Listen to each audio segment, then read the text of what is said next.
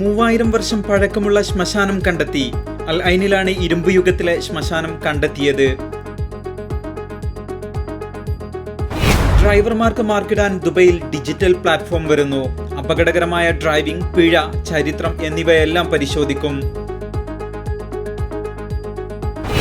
ചൈനയ്ക്ക് LNG വിതരണത്തിന് ADNOC കരാർ. വർഷത്തിൽ 10 ലക്ഷം ടൺ LNG ആണ് നൽകുക.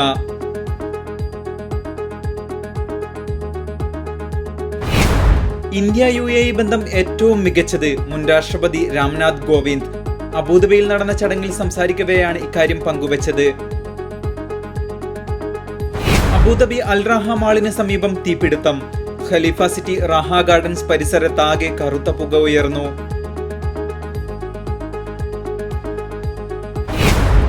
ദുബൈയിൽ 90 ഫാൻസി നമ്പർ പ്ലേറ്റുകൾ കൂടി ലേലത്തിന്. BB19, BB20, CC22 എന്നിങ്ങനെ നിരവധി ഫാൻസി നമ്പറുകൾ ലഭ്യമാകും.